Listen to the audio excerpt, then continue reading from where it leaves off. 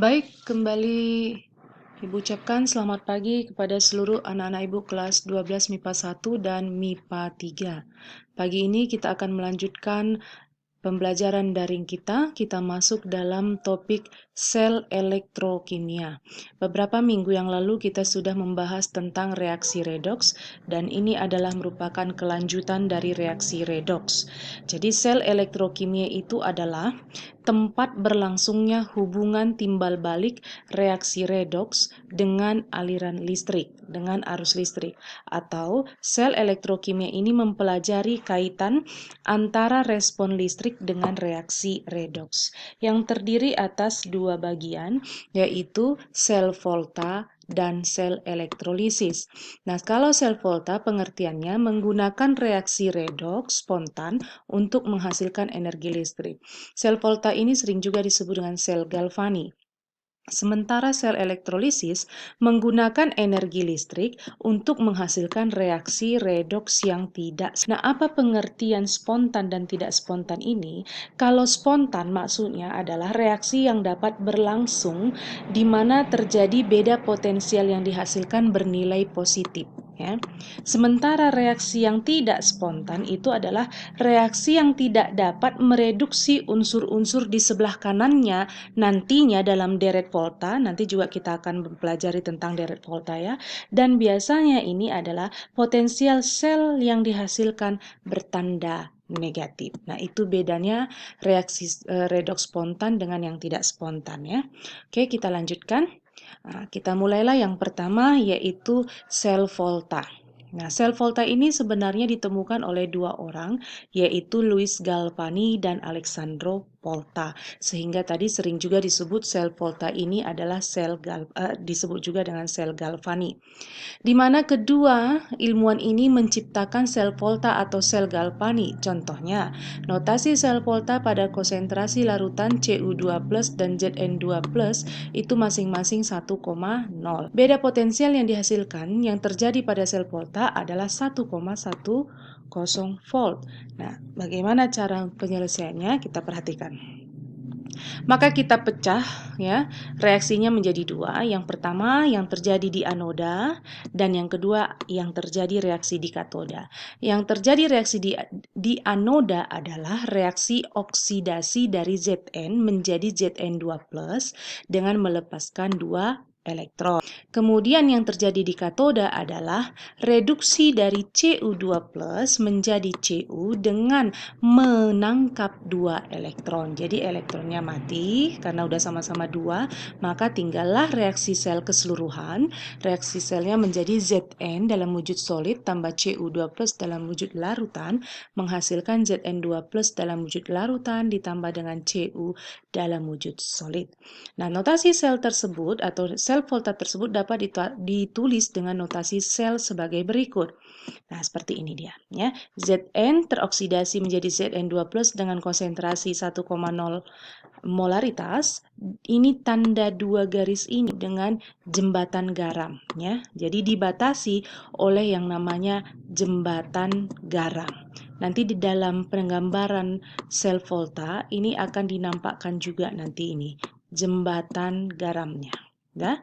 Kemudian reaksi yang terjadi di katoda yaitu reaksi reduksi Cu2+ menjadi Cu. Cu2+-nya tadi 1,0 menjadi Cu di mana NO selnya adalah 1,1 volt. Ya, 1,1 volt. Jadi satuan NO sel itu adalah voltase. Baik, kita lanjutkan. Jadi apa itu sel volta? Yaitu sel yang menggunakan reaksi redoks spontan untuk menghasilkan arus listrik. Tadi sudah dijelaskan ya. Nah, inilah maksudnya spontan. Ini arah panah ke kanan. Kalau tidak spontan arah panahnya ke kiri, berarti reaksinya berkebalikan gitu ya. Dan inilah yang terjadi di sel volta, sementara ini terjadi di sel elektrolisis. Nah, penggambarannya adalah seperti ini. Perhatikan gambar. Inilah rangkaian sel volta. Jadi anoda berada di sebelah kiri, sedangkan katoda berada di sebelah kanan. Anoda bermuatan negatif, sementara katoda bermuatan positif. Elektron akan mengalir dari anoda ke katoda, dan ini akan dibatasi oleh jembatan garam. Artinya seperti ini. Kalau elektron mengalir ya dari anoda ke katoda yang dibatasi dan dihubungkan oleh rangkaian arus listrik atau kawat penghantar, inilah dia voltmeternya untuk mengukur arus listriknya ya. Maka bisa kita pastikan bahwa di dalam larutan ini akan tertinggal muatan positif karena elektronnya terus mengalir kemari ditangkap oleh katoda, ditangkap oleh Cu. Jadi di sini akan menjadi kelebihan muatan positif dan ini akan menjadi kelebihan muatan negatif. Jadi untuk menetralkan itu, aliran itu, maka diperlukan suatu jembatan garam. Nah, inilah jembatan garam itu. Inilah dia salt bridge. Ini ya. Untuk menetralkan kedua larutan ini supaya reaksi dapat terus berlangsung. Jadi keterangan di sini adalah yang pertama, anoda muatan negatif tempat terjadinya oksidasi, katoda muatan positif tempat terjadinya reduksi. Susunan sel voltanya seperti ini ya. Oke. Oksidasi, reduksi. Inilah yang mengalami oksidasi dan inilah yang mengalami reduksi. Jadi kespontanan reaksi redoks dapat ditentukan oleh deret volta. Tadi sudah Ibu jelaskan ya. Reaksi spontan terjadi dan reaksi tidak spontan terjadi bagaimana? Kalau tidak spontan dia apabila dia tidak dapat mereduksi unsur yang ada di sebelah kanannya dalam deret volta. Nah, apa itu deret volta? Nanti kita pelajari. Nah, kemudian aliran elektron melalui kawat penghantar dari anoda dan katoda, maka muatan dinetralkan oleh jembatan garam. Nah, seperti yang Ibu jelaskan tadi ya. Oke, kita lanjutkan yang berikutnya. Aturan penulisan notasi sel, ya hampir sama saja seperti yang Ibu jelaskan sebelumnya di slide-nya, bahwa anoda itu tempat terjadinya reaksi oksidasi diletakkan di sisi kiri, 2 garis tegak, sedangkan katoda reaksi reduksi diletakkan di sisi kanan dan 2 garis tegak melambangkan jembatan garam. Konsentrasi larutan dinyatakan dalam satuan molar, kemudian beda potensial dituliskan dengan lambang E0 sel dan dinyatakan dengan satuan volt. Mari kita perhatikan contoh soal. Ya, kamu lihat potensial sel tunggal ini ya.